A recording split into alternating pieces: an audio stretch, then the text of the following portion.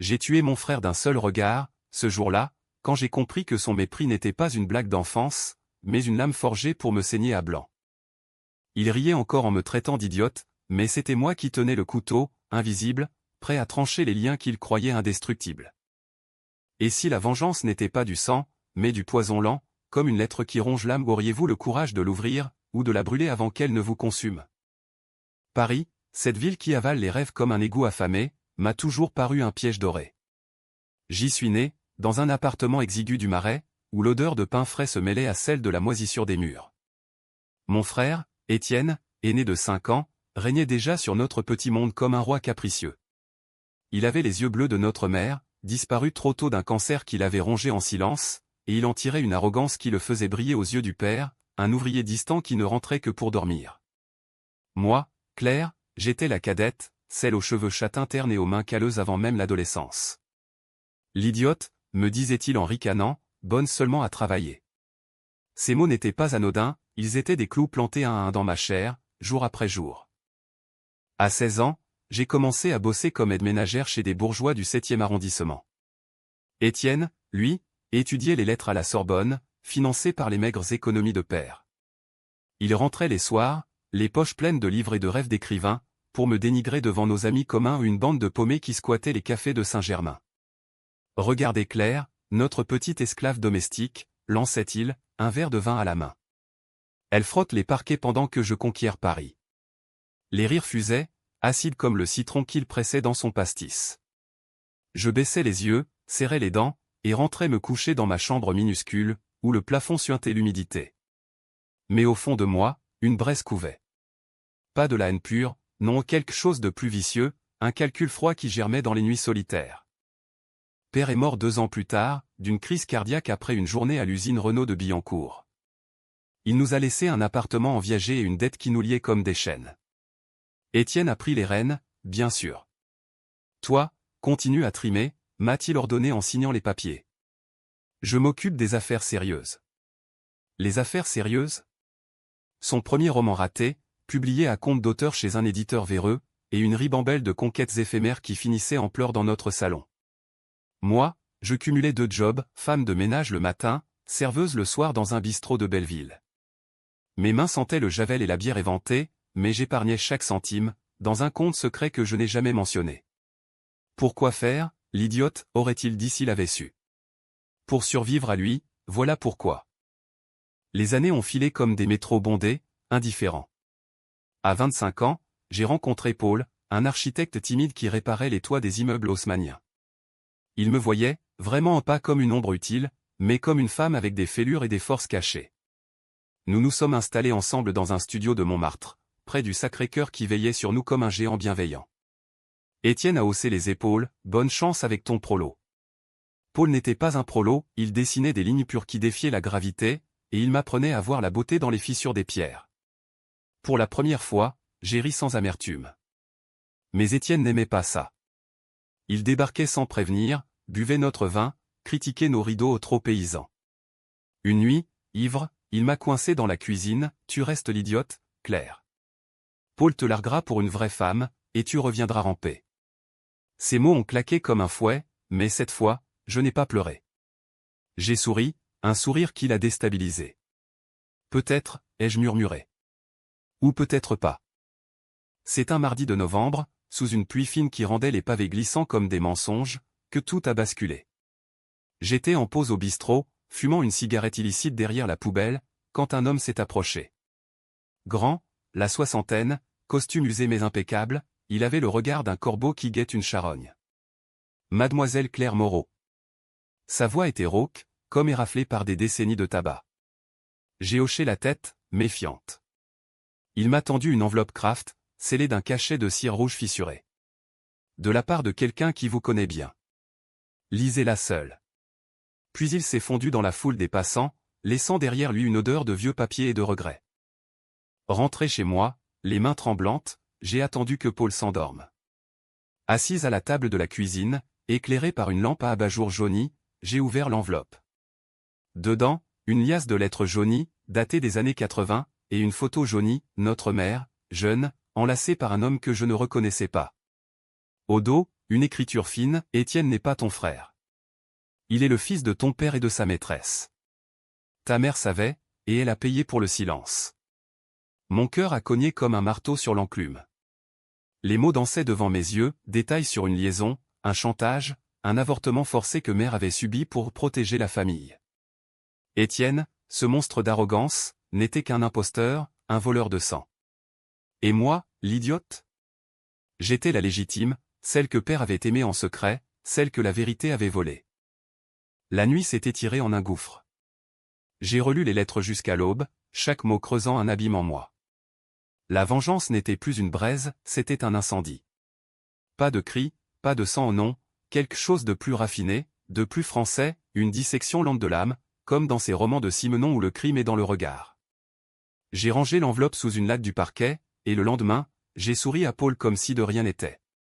Mais intérieurement, les plans se dessinaient, infiltrer la vie d'Étienne, le noyer dans ses propres mensonges, le pousser au bord du précipice jusqu'à ce qu'il saute de lui-même. Paris, avec ses ruelles sombres et ses lumières éternelles, serait mon complice. Et lui, mon roi déchu, ignorerait jusqu'au bout que la couronne était à moi. Les jours suivants ont été un tourbillon de normalité feinte. Au bistrot, je servais des cafés crème avec un sourire mécanique, mais mon esprit cartographiait les faiblesses d'Étienne. Il avait publié un deuxième livre, un recueil de nouvelles médiocres sur la condition humaine, qui végétait dans les librairies de la rive gauche. Ses amis, ses intellectuels en herbe, le flattaient par habitude, mais je sentais les fissures, une maîtresse jalouse, une dette chez un usurier du quartier latin, et surtout, son ego, ce ballon gonflé prêt à éclater. J'ai commencé par des visites anodines. Frangin, ça te dit un verre, lui ai-je lancé un soir, au téléphone. Il a ri, surpris. L'idiote qui invite? Allez, pourquoi pas. Nous nous sommes retrouvés au Procope, ce café historique où Voltaire jadis discourait. Assis sous les portraits jaunis, il a commandé un Armagnac, moi un thé. Qu'est-ce qui t'arrive, Claire? T'as gagné au loto? Ses yeux pétillaient de moquerie. J'ai haussé les épaules, feignant la nonchalance. Juste envie de te voir. T'es mon frère, après tout. Le mot frère a sonné faux dans ma bouche, comme un poison sucré. Nous avons parlé de tout et de rien, son livre, mes jobs, Paul. Mais j'écoutais, vraiment, pour la première fois. Il a laissé échapper des bribes à une éditrice qui le menaçait de poursuite pour plagiat, une ex qui réclamait une pension. Les femmes, hein, a-t-il soupiré. Toujours à sucer le sang. J'ai ri, complice. Comme moi avec toi, depuis toujours. Il a cligné des yeux, déstabilisé, puis a enchaîné sur ses gloires futures. De retour chez moi, j'ai noté tout dans un carnet, nom, date, faille. La machine était lancée.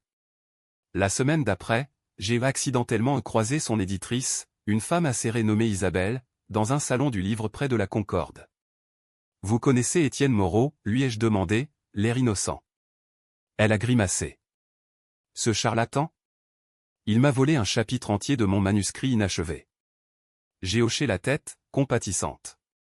C'est affreux. Ils se vendent tellement. Les graines étaient semées. Bientôt, Isabelle appellerait Étienne, et la pression monterait. Paul a remarqué mon changement. Tu sembles distante, m'a-t-il dit un soir, en caressant mes cheveux. J'ai menti, juste le boulot. Mais la nuit, seul, je revoyais la photo de mère, son sourire brisé. La vengeance n'était pas pour moi, c'était pour elle, pour toutes les idiotes qu'on avait foulées. Et Étienne paierait, centime par centime d'âme. L'hiver s'est abattu sur Paris comme une sentence, avec ses vents glaciaux qui fouettaient la Seine et transformaient les boulevards en couloirs de fantômes. J'ai intensifié mes incursions dans le monde d'Étienne, glissant comme une ombre dans ses cercles. Il avait un appartement au cœur du quartier latin, un 2 pièces surélevé avec vue sur le Panthéon, payé à crédit sur la base de ses promesses littéraires. J'y suis allé un après-midi, prétextant une lessive oubliée. Il était là, en peignoir taché de café, tapotant sur une machine à écrire antédiluvienne. Quoi, l'idiote fait le ménage gratos maintenant, a-t-il ricané en me laissant entrer. J'ai souri, ramassant ses chaussettes sales avec une efficacité mécanique. Considère ça comme un investissement fraternel. Tandis que je frottais le sol de la cuisine, ironie du sort, il s'est mis à parler, libérant ses frustrations comme un ivrogne au comptoir. Son éditrice l'avait sommé de rembourser une avance, la rumeur de plagiat circulait dans les cafés littéraires. Ces garces, grogna-t-il, elles veulent me détruire parce que je suis un génie qu'elles ne comprennent pas. J'ai hoché la tête, compatissante, mais intérieurement, je jubilais. Isabelle avait mordu à l'hameçon, un appel anonyme de ma part, depuis une cabine publique près de la gare de Lyon, avait suffi à attiser le feu. Étienne Moreau plagie tout le monde, avais-je murmuré d'une voix déformée. Vérifiez ses notes. Elle avait fouillé, trouvé les preuves des passages copiés-collés de revues obscures. Ce soir-là, de retour à Montmartre, j'ai ouvert mon carnet. Colonne 1, faiblesse financière. Étienne devait 5 000 € à un prêteur sur gage rue de la Huchette, un type louche nommé Raoul qui collectionnait les montres volées. J'ai visité Raoul le lendemain, sous prétexte d'acheter une broche pour Paul. Vous connaissez Moreau? L'écrivain foireux, ai-je demandé en examinant une chaîne en or faux. Raoul a ri, jaune. Ce clown me doit une fortune. S'il paie pas d'ici Noël, je lui casse les jambes. J'ai faim l'effroi. C'est mon frère. Aidez-moi à le raisonner. Puis, en partant, j'ai glissé, dites-lui que son éditrice c'est pour le plagiat. Il paniquera et paiera. Raoul a noté mon numéro à un burner prépayé. La nasse se resserrait. Ma vie avec Paul, elle, était un havre précaire. Il rentrait fatigué de ses chantiers, les mains noircies de poussière de pierre, et nous dînions de pâte au pesto sur notre balcon minuscule, face au toit en zinc qui scintillait sous la lune. Raconte-moi ta journée, me suppliait-il souvent, ignorant le tourbillon en moi. Je parlais du bistrot, des clients excentriques, un vieux professeur qui commandait toujours un double espresso et récitait Baudelaire, mais jamais d'Étienne. Pourtant, Paul devinait. Une nuit, après l'amour, il m'a serré contre lui, Claire, tes yeux. Ils sont commentés. Parle-moi. J'ai hésité, le cœur battant. Lui dire la vérité? Que mon frère était un mensonge ambulant? Non, pas encore. C'est rien, mon amour. Juste des fantômes du passé. Il a embrassé mon front, et j'ai pleuré en silence, pour la pureté qu'il incarnait et que je salissais. Le premier coup visible est tombé une semaine plus tard. Étienne m'a appelé en pleurs lui, l'arrogant, en larmes au téléphone. Claire, cette salope d'Isabelle. Elle menace de me ruiner publiquement. Le plagiat, bordel, qui lui a dit? Sa voix chevrotait, brisée. J'ai faim la surprise. Quoi? Mais c'est impossible. Viens, on en parle. Il est arrivé chez moi, hagard, les cheveux en bataille. Paul était sorti, je lui ai servi un cognac, écoutant ses jérémiades. Je suis fini, l'idiote. Fini. Le mot idiote a claqué, mais j'ai souri tendrement. Non, frangin. On va s'en sortir. Ensemble. Pour la première fois, il m'a regardé comme une égale ou du moins, comme un radeau dans la tempête.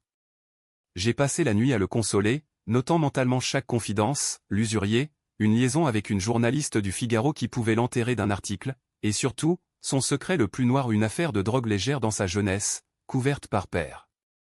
Le lendemain, j'ai contacté la journaliste, une certaine Léa, via un faux profil sur un forum littéraire. Étienne Moreau a un passé trouble, ai-je écrit. Vérifiez les archives de Billancourt, 1995. Léa a répondu vite, intéressant. Des détails? J'ai envoyé une photo floue truquée sur mon ordinateur au bistrot, montrant un jeune Étienne avec un joint, légende, le futur génie. La toile se tissait, serrée, impitoyable. Mais la vengeance a un prix. Les nuits, je ne dormais plus. Les lettres de l'enveloppe hantaient mes rêves, mère, pliée en deux de douleur, signant un chèque pour le silence. Pour Claire, avait-elle écrit en marge. Pour moi, l'orpheline de vérité. Un matin, en me regardant dans le miroir de la salle de bain, j'ai vu mes yeux durs, calculateurs, comme ceux de l'inconnu à l'enveloppe. Qui était-il? Un amant de mère? Un cousin? Peu importe, il m'avait donné l'arme, et je l'aiguisais. Étienne a frappé à ma porte 2 jours après, les traits tirés. Claire, j'ai besoin d'argent. 2000 €, juste pour tenir. Son orgueil craquelé laissait suinter la peur. J'ai hésité, pour la forme. J'ai pas grand-chose, tu sais. Puis, avec un soupir théâtral, mais pour toi, oui. J'ai sorti l'enveloppe de sous le matelas opacelle mystérieuse, une autre, remplie de mes économies. Ses yeux se sont illuminés. T'es pas si idiote, finalement. Il m'a serré dans ses bras, maladroitement, et pour un instant, j'ai failli craquer. Était-ce mon frère, après tout? Non. Un imposteur. Va, sauve-toi, ai-je murmuré. Il est parti, et j'ai vomi dans l'évier, le goût de Bill mêlé à celui de la trahison. Paul est rentré tôt ce jour-là, portant un bouquet de mimosas volés dans un square. Pour m'amuse, a-t-il dit en m'embrassant. Nous avons fait l'amour sur le tapis usé, et pour la première fois depuis l'enveloppe, j'ai senti la chaleur de la vie. Mais au climax, son nom Étienne a effleuré mes lèvres, inavoué. Paul n'a rien dit, mais son étreinte s'est crispée.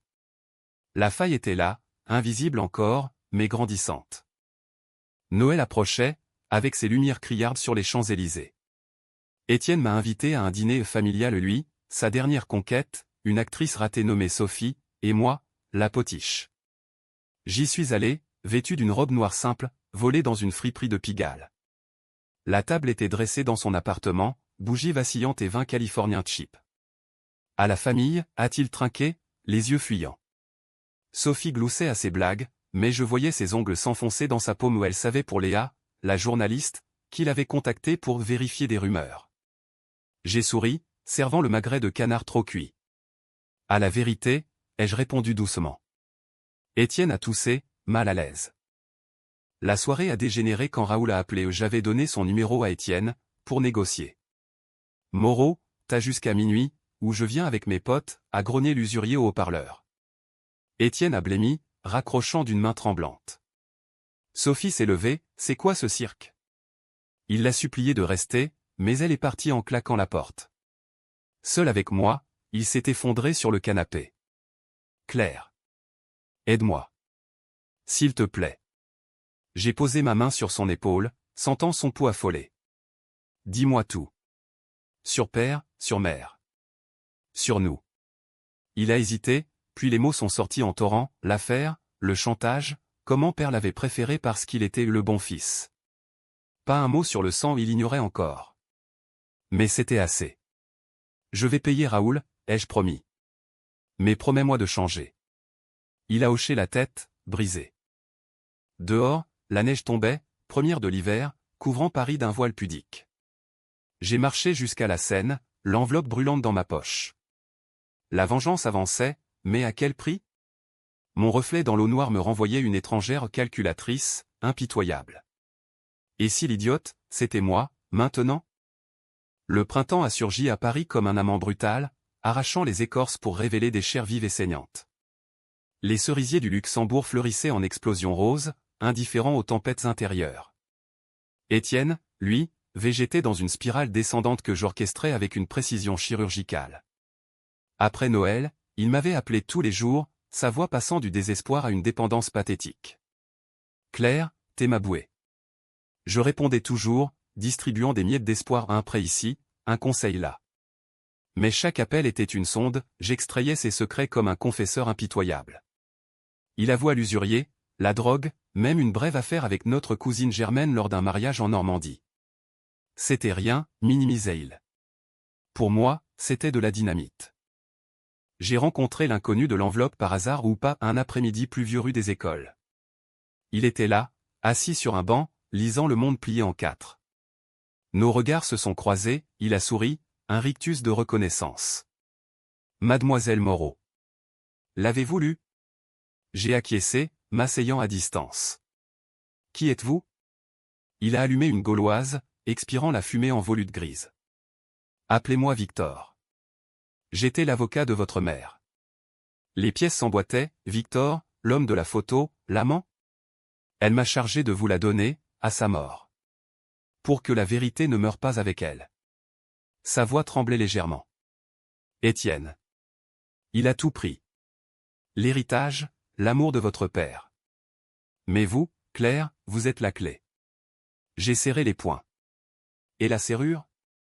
Il a ri, amer. Ouvrez-la, et le monde d'Étienne s'effondre. Victor m'a donné plus, des documents, des relevés bancaires montrant comment père avait détourné des fonds pour Étienne, au détriment de mère. Utilisez-les sagement, a-t-il dit en partant. Sagement? La sagesse était pour les saints, moi, j'étais en guerre. Ce soir-là, j'ai photocopié les papiers dans une librairie du boulevard Saint-Michel, les envoyant anonymement à Léa, la journaliste. Preuve à l'appui, Étienne Moreau, fils illégitime, a spolié sa sœur. Son article est sorti une semaine plus tard dans Le Figaro, titré Le scandale littéraire, plagiat et héritage volé. Pas de nom au début ou une mise en garde, mais Étienne a su. Il a débarqué chez moi en furie, brandissant le journal froissé. C'est toi. Toi, l'idiote, qui a fait ça? Paul était présent, il s'est interposé, calme mais ferme. Calme-toi, Étienne. Qu'est-ce qui se passe? Mon frère a hurlé, les veines saillantes, cette traînée m'a vendu. Pour une histoire bidon sur l'héritage. J'ai reculé, feignant la terreur, mais mes yeux brillaient d'une joie froide. Je sais rien, Étienne. Mais. Et si c'était vrai? Il s'est figé, puis a ri, hystérique. Vrai? T'es folle. Père m'aimait plus que toi, point. Paul l'a poussé dehors, verrouillant la porte. Dans le silence qui a suivi, il m'a regardé, interrogateur. Claire, dis-moi la vérité. Les mots ont jailli, torrent, l'enveloppe, les lettres, le mensonge d'Étienne. Paul m'a serré, horrifié. Mon Dieu. Pourquoi tu m'as pas dit? Parce que la vengeance, c'est solitaire, ai-je murmuré. Il a secoué la tête. Pas avec moi. Mais arrête, avant qu'il ne te détruise. Détruire Étienne, oui, mais moi? C'était le risque. Les conséquences ont été rapides. L'article a fait le buzz dans les cercles littéraires, des invitations annulées, des avances gelées. Étienne a perdu son appartement en saisie pour dette, et s'est rabattu sur un studio pourri près de la Bastille, meublé de cartons et de bouteilles vides. Il m'appelait moins, mais quand il le faisait, c'était pour supplier. Claire, prête-moi 500 €. Juste pour un avocat. J'envoyais l'argent via virement, traçable, pour qu'il s'enfonce plus. Raoul, l'usurier, a passé à l'acte, une nuit, Étienne m'a appelé depuis l'hôpital, la jambe plâtrée. Ils m'ont cassé, Claire. Ces chiens. J'ai faim l'horreur, courant à son chevet. Allongé dans la chambre stérile de l'Hôtel-Dieu, il pleurait comme un enfant. Pourquoi moi? Qu'est-ce que j'ai fait? J'ai pris sa main, sentant sa fragilité. Rien, frangin. Rien. Mais intérieurement, je récitais les lettres de mère, il a pris ma vie. Sophie, son ex, est revenue ou plutôt, j'ai arrangé ça. Un appel, il est brisé, Sophie. Il a besoin de toi. Elle est allée le voir, et bientôt, les ragots ont circulé, elle fouillait ses affaires, cherchant des preuves pour son propre article People. Étienne, parano, l'a accusé de complot. Tout le monde contre moi. Même toi, Claire, m'a-t-il lancé lors d'une visite. J'ai nié, sereine. Jamais. Mais j'avais glissé une clé USB dans ses affaires, des enregistrements de ses confessions, édités pour sonner comme des aveux de fraude. Paul et moi, nous nous effritons. Il rentrait tard, évitant mes yeux. T'es en train de devenir comme lui, m'a-t-il dit un soir, après une dispute. Calculatrice, froide. J'ai hurlé, il a volé ma vie. Il a claqué la porte, et pour la première fois, j'ai eu peur pas d'Étienne, mais de perdre l'unique lumière. Le lendemain, il est revenu, bouquet en main. Pardonne-moi. Mais arrête, Claire. Pour nous. J'ai promis, mensonge doux. La machine ne s'arrêtait pas. Victor m'a recontacté par courrier, une adresse email jetable. Finissez-le. Pour elle. J'ai obéi. Un dossier complet faux mais crédible sur une fraude fiscale, envoyé aux impôts. Les fiscniers ont débarqué chez Étienne, saisissant tout. Il m'a appelé depuis la rue, assis sur le trottoir. Je suis ruiné, Claire. Complètement. Sa voix était un murmure brisé. Viens me chercher. Je suis allé, le prenant en stop jusqu'à un motel sordide de la banlieue, près de Vincennes. Là, dans la chambre aux murs tapissés de papier peint pelant, il s'est effondré à mes pieds. T'es tout ce qu'il me reste. J'ai caressé ses cheveux, comme mère l'aurait fait. Oui. Tout. Cette nuit-là, alors qu'il dormait, drogué au calmant de l'hôpital, j'ai fouillé son téléphone. Message à une nouvelle conquête, plan pour fuir en Espagne. Mais un nom m'a arrêté, père aux confessions. Un fichier audio. Je l'ai écouté, casque sur les oreilles, la voix de père, mourant, avouant à Étienne la vérité sur son sang. Tu n'es pas le sien, fiston. Mais je t'ai choisi. Étienne avait su. Depuis des années. Et il avait ri, effaçant le fichier. Mon sang s'est glacé. La trahison était totale. Dehors, l'aube se levait sur les bois de Vincennes, rosée sur les feuilles comme des larmes. J'ai regardé Étienne dormir, paisible dans son mensonge. La fin approchait. Pas un meurtre au non, pire, l'oblitération. Il se réveillerait seul, nu, face au vide qu'il avait creusé. L'été a étouffé Paris dans une moiteur poisseuse, transformant les rues en four où les Parisiens mijotaient leur rancune. Étienne, relégué dans son motel comme un roi déchu dans une geôle dorée, dépendait de moi pour tout, courses, lessive, même les cigarettes qu'il fumait en chaîne pour noyer ses démons. Je venais 2 fois par semaine, rouler la pierre de Sisyphe, le consolant d'un mot, le saignant d'un secret. Raconte-moi ton enfance, lui demandais-je, feignant la nostalgie. Il parlait, libérant des souvenirs empoisonnés, comment il avait volé mes jouets pour les revendre, falsifié mes bulletins pour que père me punisse. C'était pour ton bien, l'idiote. Te durcir. Pour mon bien? Chaque aveu était une brique dans le mur que je bâtissais autour de lui. Léa, la journaliste, a publié la suite, un portrait accablant, Étienne Moreau, l'imposteur de la rive gauche. Photos volées, témoignages anonymes les miens, bien sûr. Ses anciens amis l'ont lâché comme une patate chaude, un dîner improvisé dans un bistrot de la Contrescarpe s'est soldé par des chaises renversées et des insultes. Traître, hurlait-on. Étienne m'a appelé en sanglots, ils me haïssent, Claire. À cause de toi. J'ai nié, voix douce comme du miel empoisonné. Non, c'est le monde qui est injuste. Mais intérieurement, je revoyais l'audio de père, il savait, et il avait choisi le voleur. Paul et moi avons craqué lors d'une canicule particulièrement vicieuse. Il est rentré en sueur, trouvant l'appartement vide. J'étais chez Étienne. Où étais-tu, a-t-il exigé, les yeux rougis par la fatigue. J'ai menti, au bistrot. Il a jeté son casque par terre. Assez, Claire. Je sais pour l'article, pour les appels anonymes. T'es en train de le détruire et toi avec. Les mots ont fusé, acide, ma froideur, mes mensonges, comment je le repoussais la nuit. Tu n'es plus la femme que j'aime, a-t-il conclu, voix brisée. Il est parti chez un ami, laissant un silence assourdissant. Seul, j'ai ouvert l'enveloppe originelle, relisant les lettres de mère. Ma Claire, pardonne-moi de t'avoir laissé dans l'ombre. Les larmes ont coulé, chaudes, pour la première fois depuis des mois. Étais-je en train de devenir le monstre? Victor m'a trouvé le lendemain, dans un café près du canal Saint-Martin, où les péniches glissaient comme des souvenirs flous. Ça suffit, a-t-il dit en s'asseyant, commande un café noir. La vengeance vous ronge. Ses yeux, ridés comme de vieux parchemins, portaient le poids de regret. Votre mère voulait la paix, pas le sang. J'ai ri, amer. La paix? Elle est morte brisée. Il a soupiré, sortant une photo, lui et mère, jeune, enlacés sous la tour Eiffel. J'étais son amant, oui. Et Étienne. Il a menacé de tout révéler si père ne lui donnait pas tout. La révélation m'a giflé. Étienne n'était pas innocent, il avait comploté dès l'adolescence. Finissez-le proprement, a ajouté Victor. Ou arrêtez, pour vous. Je n'ai pas arrêté. Au contraire, j'ai accéléré. Une lettre anonyme à Raoul, Moreau prépare sa fuite. Vite. L'usurier a débarqué au motel une nuit d'orage, tabassant Étienne jusqu'au sang. Il m'a appelé de l'hôpital, voix pâteuse de morphine. Claire. Sauve-moi. Je t'en supplie.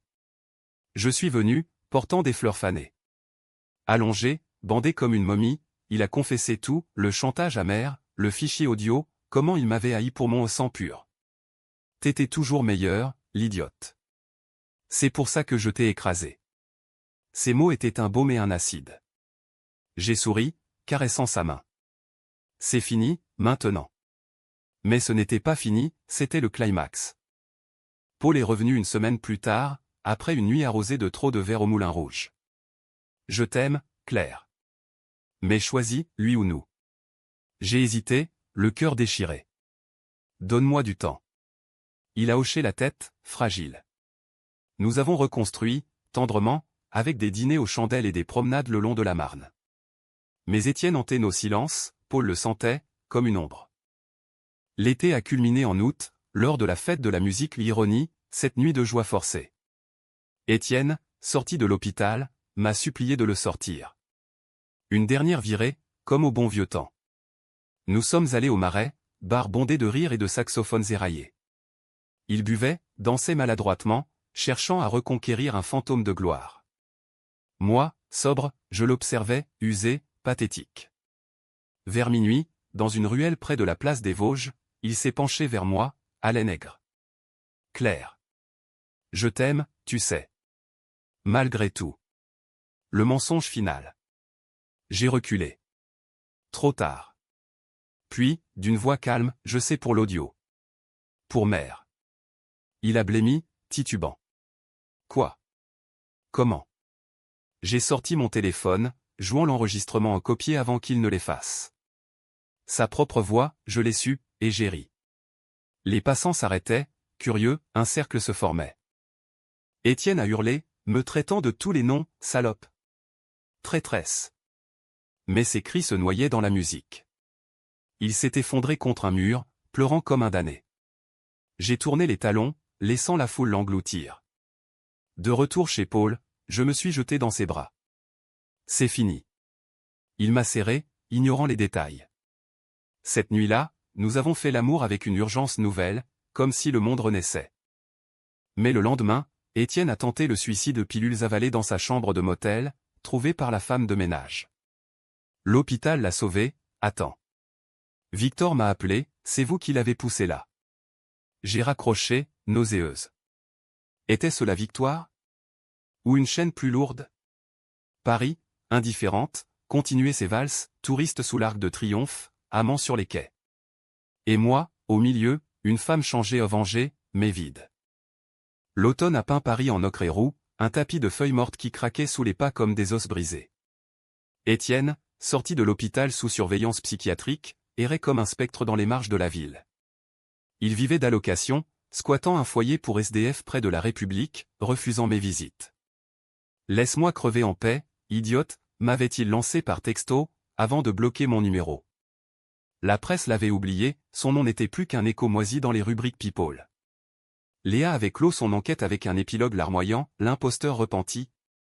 Mais personne n'y croyait plus. Il était fini, éviscéré par ses propres mensonges. Moi, j'essayais de recoller les morceaux. Paul et moi avions déménagé dans un appartement plus grand, près du canal de l'Ourcq, avec un balcon où poussaient des herbes aromatiques. Il avait décroché un contrat pour rénover un hôtel particulier du faubourg Saint-Honoré, et ses yeux brillaient d'un espoir neuf. On recommence, Claire, me disait-il le matin, en m'embrassant avant de partir.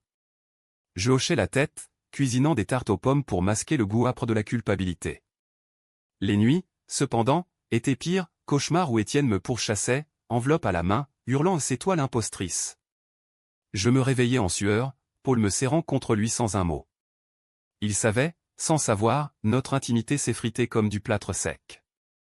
Victor est réapparu un dimanche pluvieux, m'invitant à un salon de thé rue de Rivoli. Âgé, voûté, il ressemblait à un arbre centenaire plié par le vent. Il est en thérapie, m'a-t-il annoncé en remuant son Earl Grey. Il parle de vous, Claire. De haine, d'amour tordu. J'ai froncé les sourcils. Amour? Victor a hoché la tête. Il vous enviait. Vous, la vraie, celle qui survivait sans masque. Les mots m'ont transpercé. Envieux? De moi, l'idiote? Il a sorti une lettre, cachetée. De lui. Lisez-la quand vous serez prête. Je l'ai prise, main tremblante, et l'ai rangée dans mon sac. Et maintenant, ai-je demandé. Vivez, a-t-il répondu simplement. Votre mère le voulait. En partant, il m'a embrassé sur les deux joues, odeur de lavande et de vieux livres. Je ne l'ai plus revu. La lettre d'Étienne brûlait dans ma poche comme une braise. Je l'ai ouverte ce soir-là, seul sur le balcon, tandis que Paul dessinait à l'intérieur. Écriture tremblante, tache d'encre, Claire, tu as gagné. Tu m'as déshabillé, nu devant le miroir de mes vices. Je ne suis pas ton frère, et je ne l'ai jamais été. Mais sache que je t'ai aimé, à ma façon tordue en te haïssant pour ce que j'aurais voulu être. Pardonne-moi, ou pas Étienne. Les larmes ont coulé, chaudes sur le papier. Pardon? Pour mère, pour les années volées? Non. Mais une fissure s'ouvrait en moi, la vengeance avait tué l'idiote, mais révélé une femme fracturée, mais entière. Paul a surpris mes pleurs. C'est lui? J'ai hoché la tête, lui tendant la lettre. Il l'a lue en silence, puis m'a prise dans ses bras. C'est fini, vraiment? Oui, ai-je murmuré. Et pour sceller ça, nous avons décidé d'adopter un chat errant trouvé près du canal, un matou gris aux yeux verts, nommé Victor en hommage. La vie reprenait, fil par fil. Mais Étienne n'avait pas dit son dernier mot. Un mois plus tard, une enveloppe est arrivée au pas mystérieuse, banale, postée de Drancy. Dedans, une invitation, rencontre. Dernière chance. Mon cœur s'est serré. Paul a insisté, va. Ferme le chapitre. J'y suis allé, métro bondé jusqu'à la banlieue grise, où les HLM se dressaient comme des tombes bétonnées. Étienne m'attendait dans un parc désert, banc mouillé par la pluie fine. Amaigri, barbe hirsute, il portait un manteau trop grand envolé. Clair. Sa voix était un croassement. Nous nous sommes assis, distance respectueuse. Pourquoi, ai-je demandé d'entrer? Il a allumé une cigarette, mains instables. Pour clore. Je pars en province, un job de prof remplaçant à Limoges. Loin de Paris, de mes erreurs. Ses yeux, rougis, cherchaient les miens. Je sais pour l'enveloppe. Victor m'a tout dit. La révélation m'a cloué. Tu savais? Il a hoché la tête.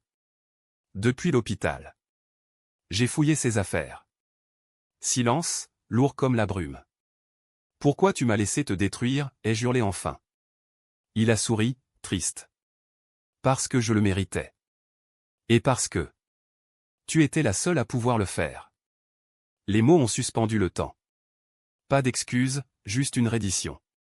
Nous avons parlé des heures de mère, de père, des blagues cruelles qui masquaient la jalousie. T'étais pas idiote, Claire. T'étais forte. Pour la première fois, je l'ai cru. En rentrant, le métro filant sous la terre, j'ai senti un poids s'alléger. Pas pardon total, ça viendrait peut-être, ou pas. Mais la chaîne était brisée. Chez moi, Paul m'attendait avec un dîner thaï commandé au pad thaï fumant et vin blanc frais. Ça va, a-t-il demandé. Oui, ai-je répondu, sincère. Et cette nuit, notre amour a été pur, sans ombre. Pourtant, des mois plus tard, une carte postale de Limoges, une vue de la cathédrale, d'eau griffonnée, je vis. Merci, sœur. Sœur? Le mot a piqué, mais j'ai souri, l'accrochant au frigo. La vengeance avait été un poison, mais son antidote était la vérité lente, amère, libératrice. L'hiver est revenu, plus doux cette fois, avec des flocons paresseux qui dansaient sur la Seine comme des confettis d'un bal masqué achevé. Paris, ma ville-prison, s'était muée en complice, ses ponts en arche soutenant mes pas, ses cafés murmurant des absolutions. Étienne était parti depuis 6 mois, relégué à Limoges dans une existence grise de correction et de solitude. Les nouvelles de lui étaient sporadiques, une carte ici, un appel bourru là. Ça va, l'idiote, disait-il encore, mais sans venin, juste une habitude érodée. Je répondais, ça va, imposteur. Rire partagé, fragile, mais réel. La thérapie, m'avait-il confié, l'avait forcé à regarder le gouffre, il écrivait maintenant, non pour la gloire, mais pour expier un journal intime qu'il ne publierait jamais. Paul et moi, nous prospérions. Son hôtel particulier rénové avait fait la une d'un magazine d'architecture, et nous avions fêté ça avec un week-end à Deauville, vent iodé fouettant les dunes, mains enlacées sur la plage. Mariage, m'a-t-il demandé un soir, sous les étoiles normandes. J'ai ri, ému. Bientôt. La bague, simple or blanc, scintillait à mon doigt comme une promesse. Mais la vengeance laissait des cicatrices, des doutes nocturnes, une méfiance instinctive envers les enveloppes anonymes. Victor, le vrai, était mort paisiblement d'une pneumonie, son testament m'avait légué des lettres de mère, un trésor de mots tendres que je lisais en pleurant, cachés sous les couvertures. Un jour de décembre, alors que les vitrines des galeries Lafayette scintillaient de guirlandes, Étienne a rappelé. Reviens pour Noël, Claire. Une trêve. J'ai hésité, consultant Paul du regard. Allons-y, a-t-il dit. Pour clore vraiment. Le train pour Limoges a filé à travers les campagnes enneigées, gares fantômes défilant comme des souvenirs. Étienne nous a accueillis à la descente, vieilli mais serein, dans un manteau rapiécé. Paul, l'architecte. Enchanté. Poignée ferme, sans rancune. Son appartement était modeste, une chambre sous les combles, vue sur les toits en ardoise, meublée d'une table bancale et d'étagères ployantes. Nous avons dîné de pot-au-feu, sa spécialité, apprise d'une voisine veuve, vin rouge de Bergerac coulant comme un pardon. Les conversations ont dérivé, ses élèves turbulents, nos vies parisiennes, même mère. Elle t'aimait plus, a-t-il admis, verre en main. Je le savais. Pas de colère, juste constat. Paul a écouté, discret, puis a levé son toast, à la famille la vraie. Étienne a cligné des yeux, ému. À la vraie. La nuit, installé dans un hôtel proche, Paul m'a serré. T'es courageuse, Claire. J'ai pleuré, enfin, pour tout, la perte, la rage, la guérison. Le matin, Noël, nous avons marché dans la vieille ville, porche de la cathédrale gothique abritant un marché aux épices. Étienne nous a offert des cadeaux modestes, un livre pour Paul, une broche pour moi au sel de mer, qu'il avait gardée. Garde-la. Elle t'appartient. J'ai épinglé la broche à mon écharpe, métal froid contre la peau. De retour à Paris, la ville m'a semblé neuve, lumière de la tour Eiffel dansant sur l'eau, comme un cœur battant. J'ai jeté l'enveloppe originelle dans la Seine, depuis le Pont Neuf, la regardant couler avec les feuilles mortes. Plus de poison. Des mois plus tard, une naissance, notre fille, prénommée Élise, en hommage à mère. Étienne est venu pour le baptême, discret, tonton lointain. L'idiote a une nièce, a-t-il chuchoté en la berçant. J'ai souri. Et l'imposteur un cœur. La vengeance? Un chapitre clos, écrit dans le sang et l'encre, mais effacé par le temps. Paris, éternel, m'avait vu naître 2 fois, d'abord en idiote, puis en femme. Et dans ces rues, je marchais libre, ombre devenue lumière.